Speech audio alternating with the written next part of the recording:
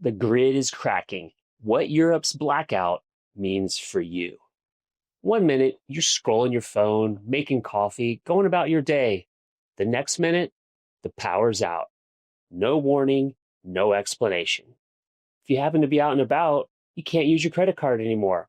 You can't call anyone, and you can't even get money from most ATMs. That's what just happened in Portugal, Spain, parts of France, and other parts of Europe.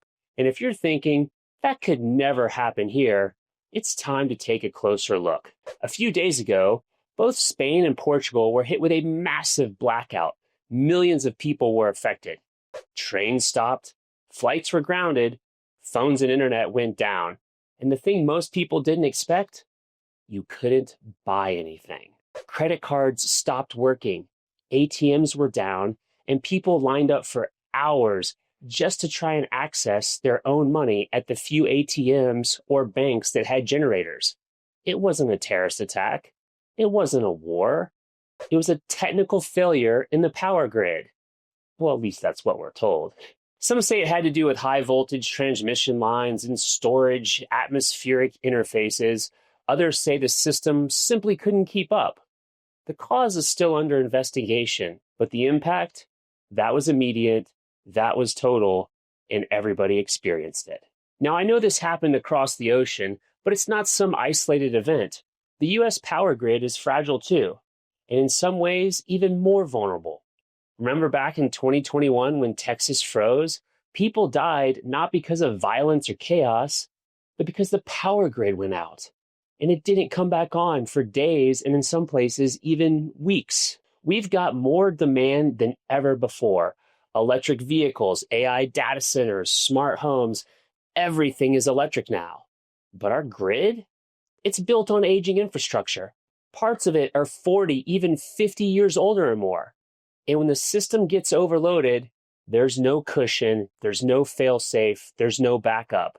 One weak point, and the whole thing can fail. Look, this isn't a political message. This isn't about left or right. The power grid doesn't care who you voted for. If it all goes down, we're all in the same boat. And what happened in Europe, it should be a reminder, not to panic, but to prepare. So what can you do? First, have a backup power source. For a lot of people, that's going to be any number of the simple battery backups, whether you have a small one to do your phone or something bigger to do phone, laptops, lights. And if you own your own home, it makes sense to have a generator so you can keep your entire house up and running. A simple generator can keep the basics going for an entire house: fridge, lights, communication, etc. And if you can, look into solar panels with battery storage. That way you're completely off the grid. And even a small setup will give you options. At least you can have your phone, your laptop, and keep some lights on. Second, and this is a biggie, always keep some cash on hand. When the power goes out, credit cards don't work, most ATMs won't work, so having a little bit of cash can make all the difference. And I actually experienced this years ago. It was about 2011, and a transformer blew up in San Diego. And literally all of San Diego went dark, from the border of Orange County to the border of Arizona. If it didn't have a generator, there was nothing. And luckily for me, even back then, I still had a backpack, I had food, I had water, I had cash, but it was really fascinating to see. And I happened to be working about 30 miles from where I lived, and it took me about 3 hours to get home. All the power lights were out, everything gridlocked and backed up onto the freeways. You couldn't get gas if you were paying by credit card. You couldn't buy anything. So definitely something to think about. So third, build a basic emergency kit. Have water, food, flashlights, batteries. Have an extra jacket. Have a change of clothes. Don't overthink it. Just cover the essentials. And fourth, have a plan. Know how to reach your family members if the cell towers go down. Have a set meeting point.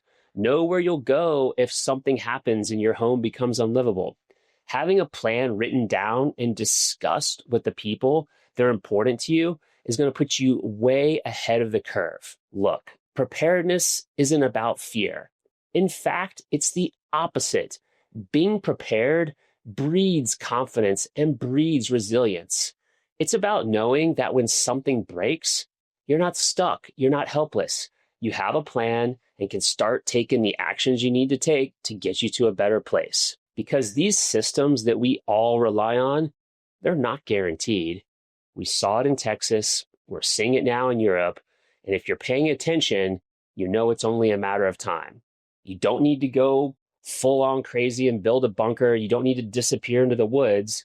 You just need to have a plan, and a little self-reliance and preparation goes a long way. Because when the lights go out, you'll wish you'd prepared, but you'll be way better off when you pull out that battery or you fire up that generator because you have a plan.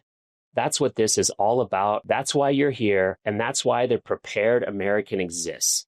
Not to scare you, but to help you think ahead so you, your family, and your loved ones will be better off in any situation.